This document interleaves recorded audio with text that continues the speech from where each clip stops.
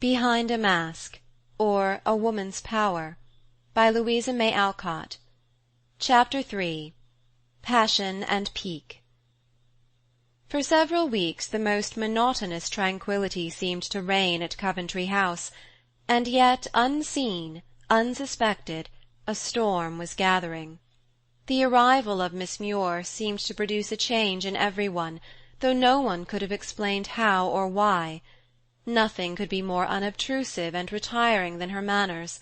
She was devoted to Bella, who soon adored her, and was only happy when in her society. She ministered in many ways to Mrs. Coventry's comfort, and that lady declared there never was such a nurse. She amused, interested, and won Edward with her wit and womanly sympathy. She made Lucia respect and envy her for her accomplishments, and piqued indolent Gerald by her persistent avoidance of him, while Sir John was charmed with her respectful deference and the graceful little attention she paid him in a frank and artless way, very winning to the lonely old man. The very servants liked her, and instead of being, what most governesses are, a forlorn creature hovering between superiors and inferiors, Jean Muir was the life of the house, and the friend of all but two. Lucia disliked her, and Coventry distrusted her. Neither could exactly say why, and neither owned the feeling even to themselves. Both watched her covertly, yet found no shortcoming anywhere.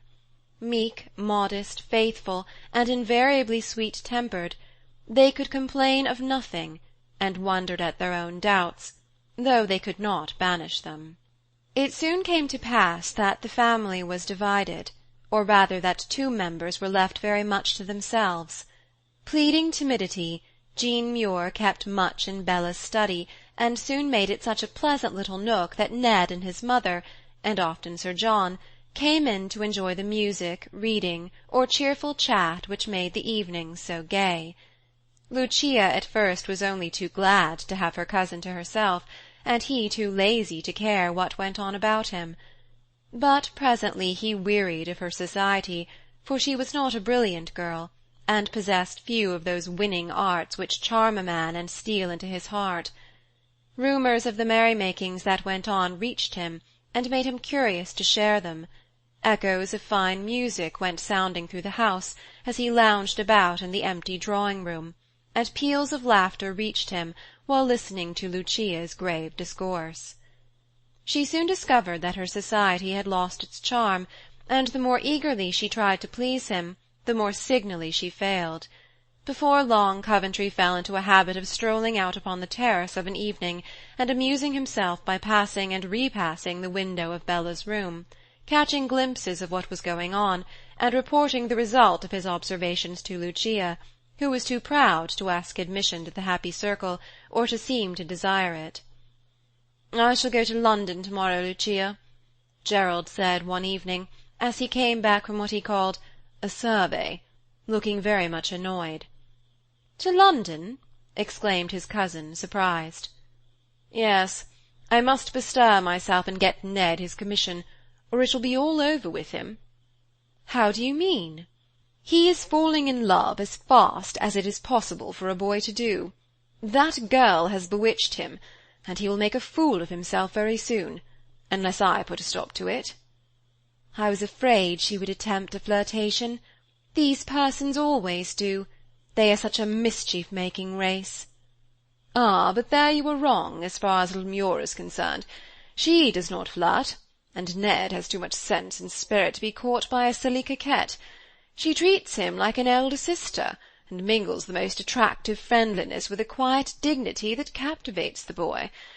I've been watching them, and there he is, devouring her with his eyes, while she reads a fascinating novel in the most fascinating style. Bella and mamma are absorbed in the tale, and see nothing. But Ned makes himself the hero, Miss Muir the heroine, and lives the love scene with all the ardour of a man whose heart has just waked up. Poor lad! Poor lad!"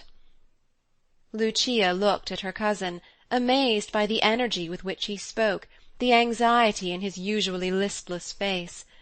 The change became him, for it showed what he might be, making one regret still more what he was.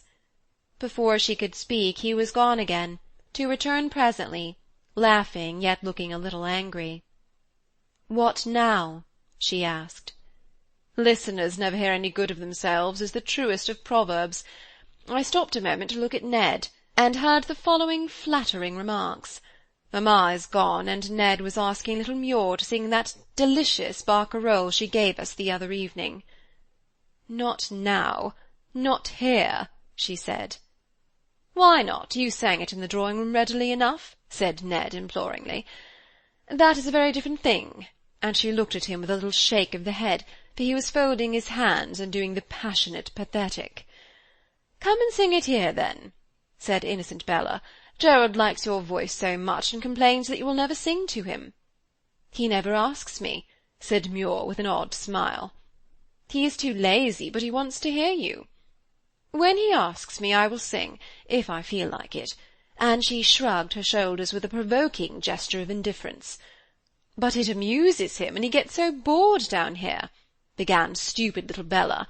"Don't be shy or proud, Jean, but come and entertain the poor old fellow." "No, thank you. I engaged to teach Miss Coventry, not to amuse Mr. Coventry," was all the answer she got. "You amuse Ned, why not Gerald? Are you afraid of him?" asked Bella. Miss Muir laughed, such a scornful laugh, and said in that peculiar tone of hers, "I cannot fancy anyone being afraid of your elder brother." "I am, very often, and so would you be, if you ever saw him angry." And Bella looked as if I'd beaten her. "Does he ever wake up enough to be angry?" asked that girl, with an air of surprise. Here Ned broke into a fit of laughter, and they are at it now, I fancy, by the sound. "Their foolish gossip is not worth getting excited about, but I certainly would send Ned away. It's no use trying to get rid of that girl, as you say, for my aunt is as deluded about her as Ned and Bella, and she really does get the child along splendidly. Dispatch Ned, and then she can do no harm," said Lucia, watching Coventry's altered face as he stood in the moonlight, just outside the window where she sat. "Have you no fears for me?" he asked, smiling, as if ashamed of his momentary petulance. "No. Have you for yourself?" And a shade of anxiety passed over her face. "I defy the Scotch witch to enchant me, except with her music," he added, moving down the terrace again, for Jean was singing like a nightingale. As the song ended, he put aside the curtain, and said abruptly, "Has anyone any commands for London? I am going there tomorrow." "A pleasant trip to you," said Ned carelessly, though usually his brother's movements interested him extremely. "I want quantities of things, but I must ask mamma first." And Bella began to make a list. "May I trouble you with a letter, Mr. Coventry?" Jean Muir turned around on the music-stool, and looked at him with the cold, keen glance which always puzzled him. He bowed, saying, as if to them all, "I shall be off by the early train, so you must give me your orders tonight." "Then come away, Ned, and leave Jean to write her letter." And Bella took her reluctant brother from the room. "I will give you the letter in the morning," said Miss Muir, with a curious quiver in her voice, and the look of one who forcibly suppressed some strong emotion. "As you please." And Coventry went back to Lucia, wondering who Miss Muir was going to write to. He said nothing to his brother of the purpose which took him to town, lest a word should produce the catastrophe which he hoped to prevent, and Ned, who now lived in a sort of dream, seemed to forget Gerald's existence altogether. With unwonted energy Coventry was astir 7 next morning. Lucia gave him his breakfast, and as he left the room to order the carriage, Miss Muir came gliding downstairs, very pale and heavy-eyed, with a sleepless, tearful night, he thought, and putting a delicate little letter into his hand, said hurriedly, "Please leave this at Lady Sydney's, and if you see her, say, 'I have remembered.'" Her peculiar manner and peculiar message struck him. His eye involuntarily glanced at the address of the letter, and read young Sydney's name. Then, conscious of his mistake, He thrust it into his pocket with a hasty "Good morning," and left Miss Muir standing with one hand pressed on her heart, the other half extended as if to recall the letter. All the way to London, Coventry found it impossible to forget the almost tragical expression of the girl's face, and it haunted him through the bustle of 2 busy days. Ned's affair was put in the way of being speedily accomplished, Bella's commissions were executed, his mother's pet delicacies provided for her, and a gift for Lucia, whom the family had given him for his future mate, as he was too lazy to choose for himself. Jean Muir's letter he had not delivered, for Lady Sydney was in the country and her town-house closed. Curious to see how she would receive his tidings, he went quietly in on his arrival at home. Everyone had dispersed to dress for dinner except Miss Muir, who was in the garden, the servant said. "Very well, I have a message for her." And turning, the young master, as they called him, went to seek her. In a remote corner he saw her sitting alone, buried in thought. As his step roused her, a look of surprise followed by one of satisfaction passed over her face, and rising, she beckoned to him with an almost eager gesture. Much amazed, he went to her and offered the letter, saying kindly, "I regret that I could not deliver it. Lady Sydney is in the country, and I did not like to post it without your leave. Did I do right?" "Quite right. Thank you very much. It is better so." And with an air of relief she tore the letter to atoms and scattered them to the wind. More amazed than ever, the young man was about to leave her when she said, with a mixture of entreaty and command, "Please stay a moment. I want to speak to you." He paused, eyeing her with visible surprise, for a sudden colour dyed her cheeks, and her lips trembled. Only for a moment, then she was quite self-possessed again.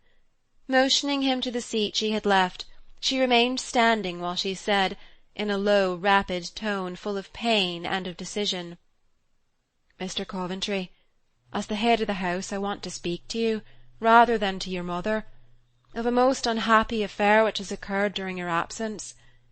My month of probation ends to-day. Your mother wishes me to remain. I too wish it sincerely, for I am happy here, but I ought not. Read this, and you will see why." She put a hastily written note into his hand and watched him intently while he read it.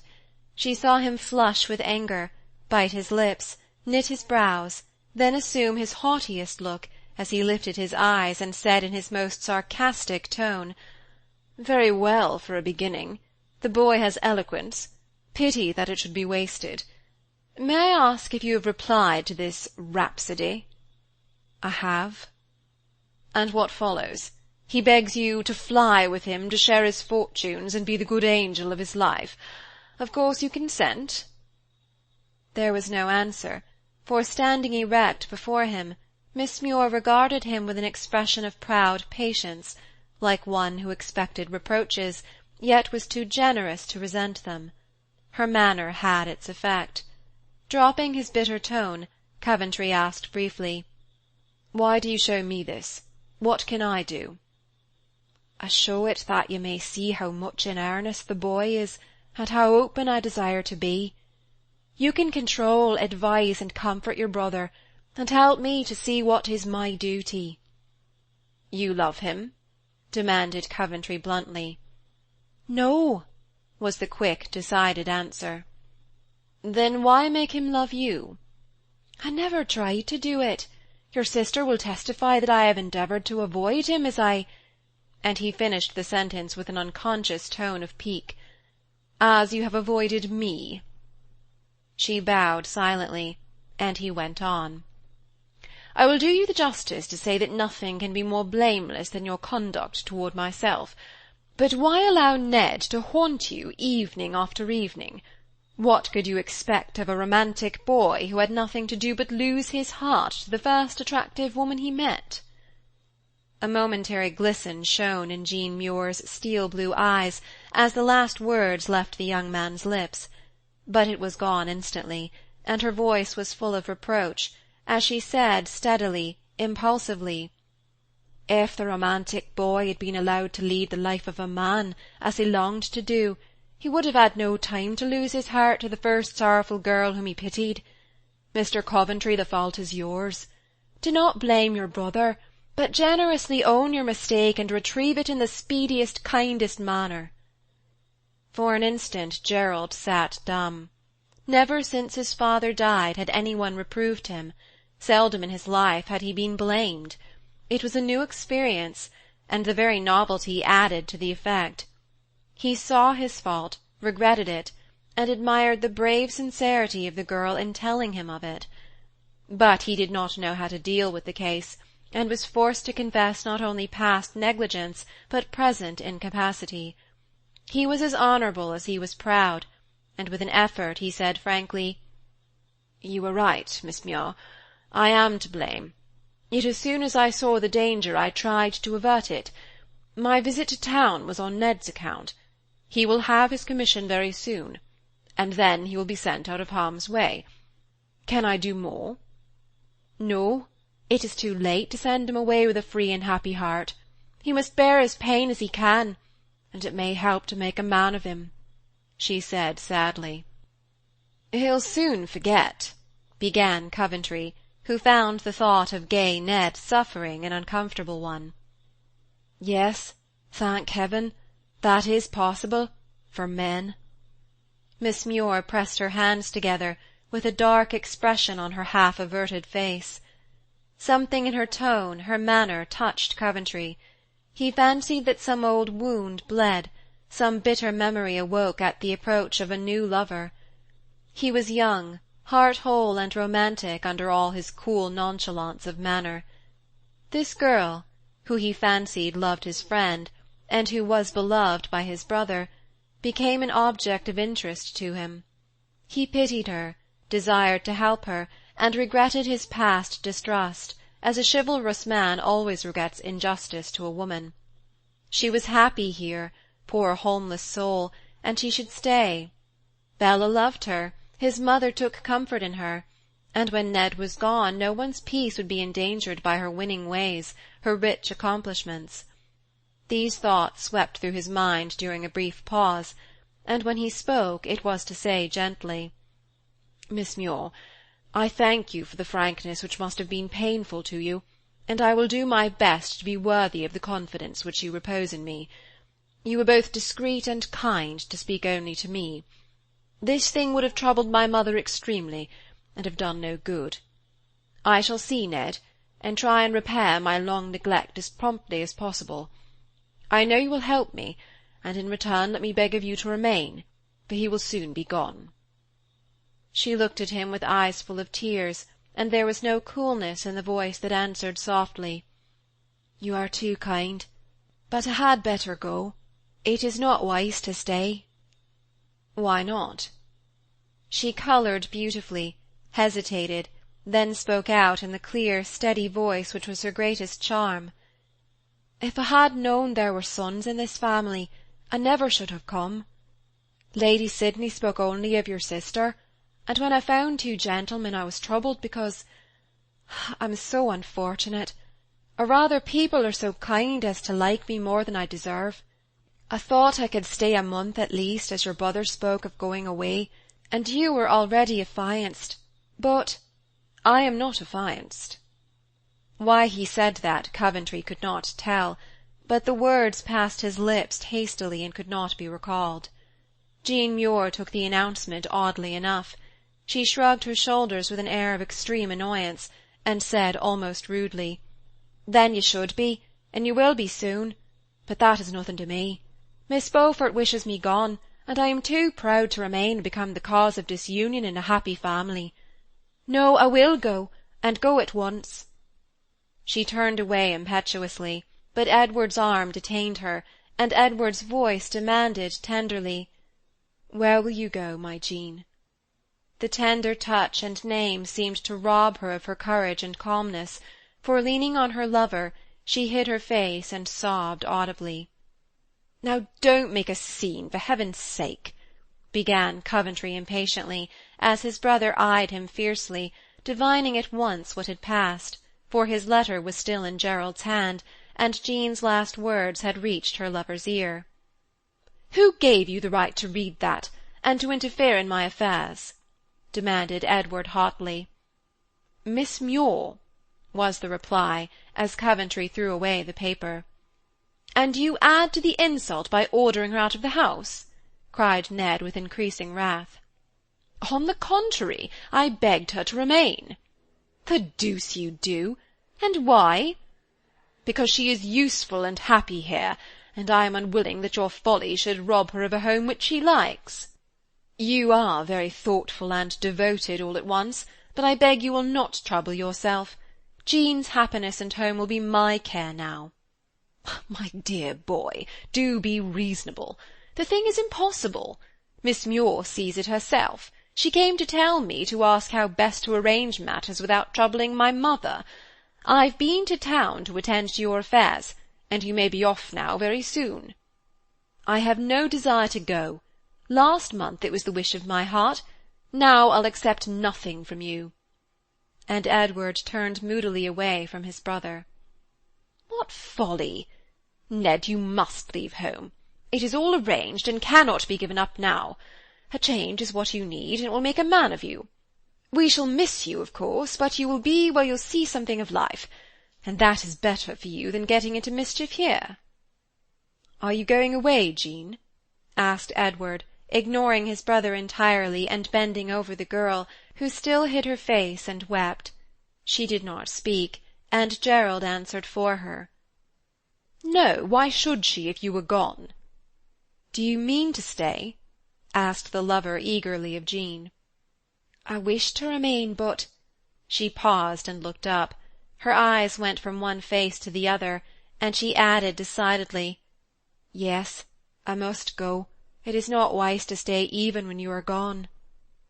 Neither of the young men could have explained why that hurried glance affected them as it did, but each felt conscious of a wilful desire to oppose the other. Edward suddenly felt that his brother loved Miss Muir, and was bent on removing her from his way. Gerald had a vague idea that Miss Muir feared to remain on his account, and he longed to show her that he was quite safe. Each felt angry, and each showed it in a different way, one being violent, the other satirical. "You are right, Jean. This is not the place for you, and you must let me see you in a safer home before I go," said Ned significantly. "It strikes me that this will be a particularly safe home when your dangerous self is removed," began Coventry, with an aggravating smile of calm superiority. "And I think that I leave a more dangerous person than myself behind me, as poor Lucia can testify." "Be careful what you say, Ned, or I shall be forced to remind you that I am master here. Leave Lucia's name out of this disagreeable affair, if you please." "You are master here, but not of me, or of my actions, and you have no right to expect obedience or respect, for you inspire neither. Jean, I asked you to go with me secretly. Now I ask you openly to share my fortune. In my brother's presence I ask, and will have an answer."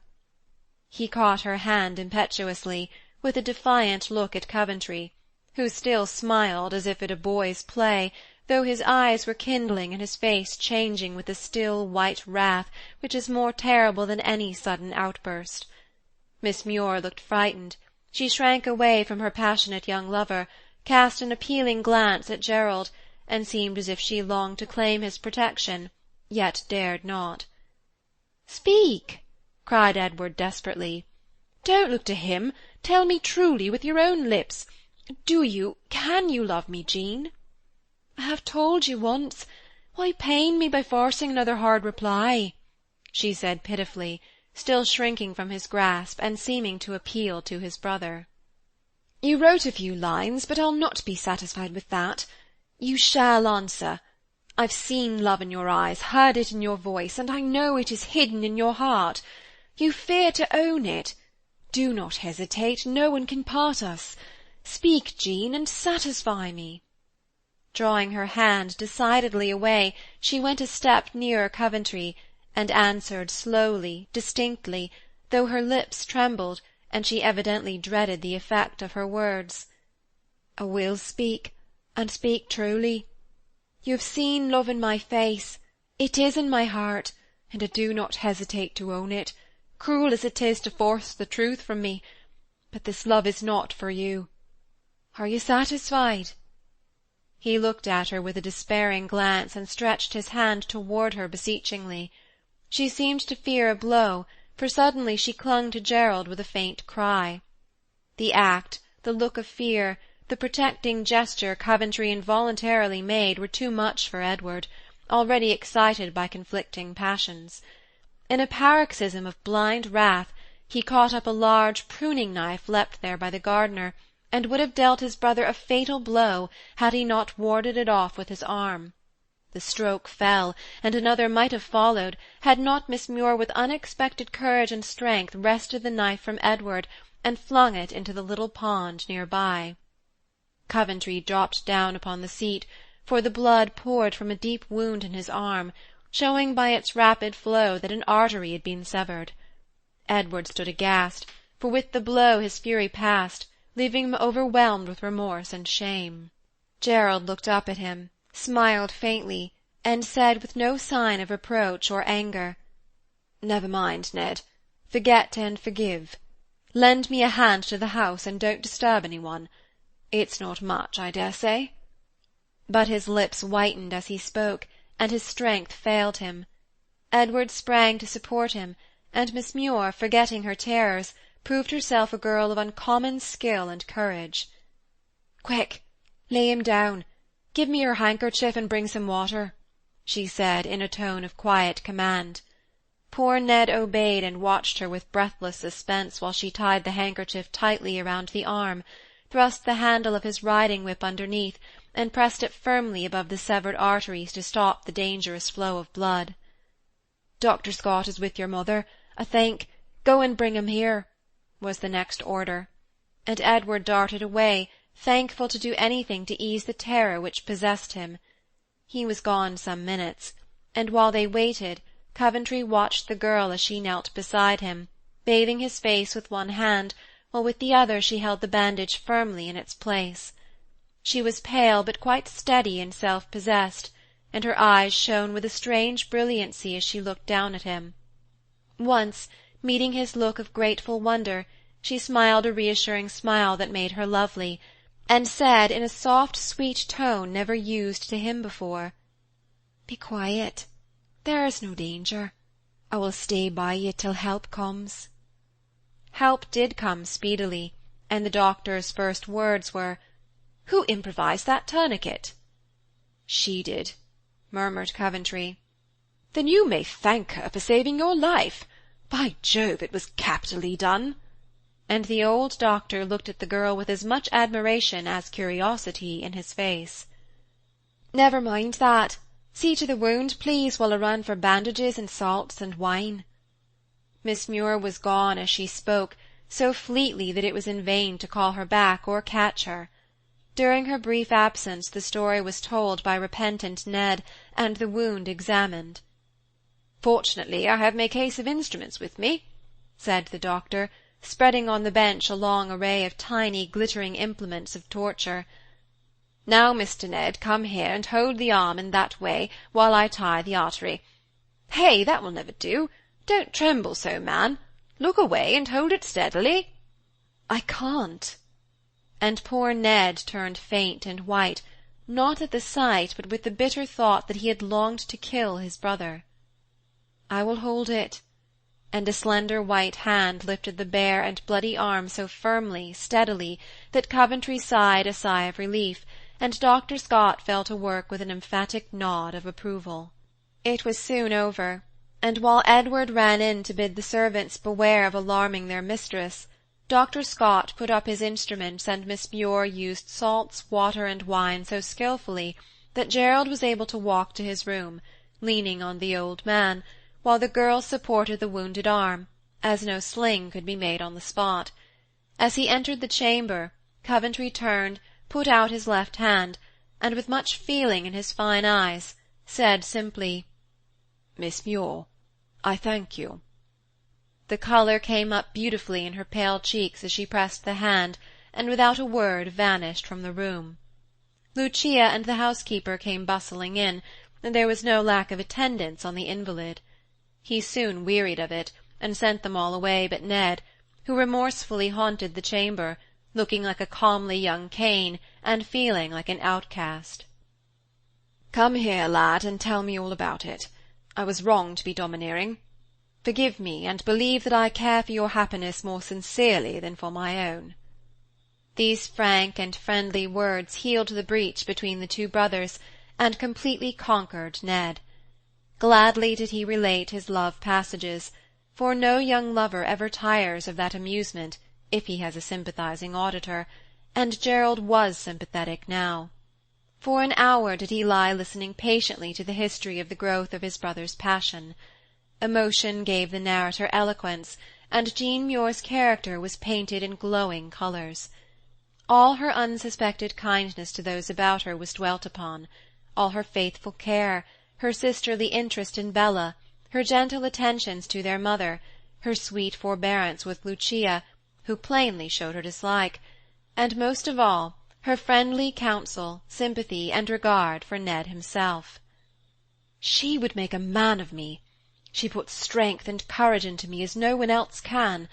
She is unlike any girl I ever saw. There's no sentimentality about her. She is wise and kind and sweet.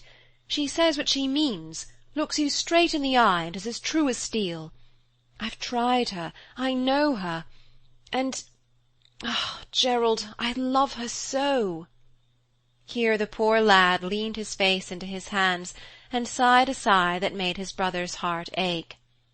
"Upon my soul, Ned, I feel for you, and if there was no obstacle on her part, I'd do my best for you. She loves Sydney, and so there is nothing for it but to bear your fate like a man." "Are you sure about Sydney? May it not be someone else?" And Ned eyed his brother with a suspicious look. Coventry told him all he knew and surmised concerning his friend, not forgetting the letter. Edward mused a moment, then seemed relieved, and said frankly, "I'm glad it's Sydney and not you. I can bear it better." "Me?" ejaculated Gerald with a laugh. "Yes, you. I've been tormented lately with the fear that you cared for her, or rather she for you." "You jealous young fool! We never see or speak to one another scarcely, so how could we get up a tender interest?" "What do you lounge about on that terrace for every evening, and why does she get fluttered when your shadow begins to come and go?" demanded Edward. "I like the music, and don't care for the society of the singer. That's why I walk there. The fluttering is all your imagination. Miss Muir isn't a woman to be fluttered by a man's shadow." And Coventry glanced at his useless arm. "Thank you for saying that, and for not saying little Muir as you generally do. Perhaps it was my imagination. But she never makes fun of you now, and so I fancied she might have lost her heart to the young master. Women often do, you know." "She used to ridicule me, did she?" asked Coventry, taking no notice of the latter part of his brother's speech, which was quite true nevertheless. "Not exactly. She was too well bred for that. But sometimes when Bella and I joked about you, she'd say something so odd or witty that it was irresistible. You're used to being laughed at, so you don't mind, I know, just among ourselves." "Not I. Laugh away as much as you like," said Gerald. But he did mind, and wanted exceedingly to know what Miss Muir had said, yet was too proud to ask. He turned restlessly and uttered a sigh of pain. "I'm talking too much. It's bad for you. Dr. Scott said you must be quiet. Now go to sleep if you can." Edward left the bedside, but not the room, for he would let no one take his place. Coventry tried to sleep, found it impossible, and after a restless hour called his brother back. "If the bandage was loosened a bit, it would ease my arm, and then I could sleep. Can you do it, Ned?" "I dare not touch it. The doctor gave orders to leave it till he came in the morning, and I shall only do harm if I try." "But I tell you it's too tight. My arm is swelling, and the pain is intense. It can't be right to leave it so. Dr. Scott dressed it in a hurry and did it too tight. Common sense will tell you that," said Coventry impatiently. "I'll call Mrs. Morris. She will understand what's best to be done." And Edward moved toward the door, looking anxious. "Not she. She'll only make a stir and torment me with her chatter. I'll bear it as long as I can, and perhaps Dr. Scott will come tonight. He said he would, if possible. Go to your dinner, Ned. I can ring for Neil if I need anything. I shall sleep if I'm alone, perhaps." Edward reluctantly obeyed, and his brother was left to himself. Little rest did he find, however, for the pain of the wounded arm grew unbearable, and taking a sudden resolution, he rang for his servant. "Neil, go to Miss Coventry's study, and see if Miss Muir is there, and ask her to be kind enough to come to me. I'm in great pain, and she understands wounds better than anyone else in the house." With much surprise in his face, the man departed, and a few moments after the door noiselessly opened, and Miss Muir came in. It had been a very warm day, and for the first time she had left off her plain black dress. All in white, with no ornament but her fair hair, and a fragrant posy of violets in her belt, she looked a different woman from the meek, nun-like creature one usually saw about the house. Her face was as altered as her dress, for now a soft colour glowed in her cheeks, her eyes smiled shyly, and her lips no longer wore the firm look of one who forcibly repressed every emotion. A fresh, gentle, and charming woman she seemed, and Coventry found the dull room suddenly brightened by her presence. Going straight to him, she said simply, and with a happy, helpful look very comforting to see, "I'm glad you sent for me. What can I do for you?" He told her, and before the complaint was ended, she began loosening the bandages with the decision of one who understood what was to be done and had faith in herself. "Ah, that's relief, that's comfort," ejaculated Coventry, as the last tight fold fell away. "Ned was afraid I should bleed to death if he touched me. What will the doctor say to us?" "I neither know nor care. I shall say to him that he is a bad surgeon to bind it so closely, and not leave orders to have it untied if necessary. Now I shall make it easy and put you to sleep, for that is what you need. Shall I? May I?" "I wish you would, if you can." And while she deftly rearranged the bandages, the young man watched her curiously. Presently he asked, "How came you to know so much about these things?" "In the hospital where I was ill, I saw much that interested me, and when I got better, I used to sing to the patients sometimes." "Do you mean to sing to me?" he asked, in the submissive tone men unconsciously adopt when ill and in a woman's care. "If you like it better than reading aloud in a dreamy tone," she answered, as she tied the last knot. "I do, much better," he said decidedly. "You're feverish. I shall wet your forehead, and then you'll be quite comfortable."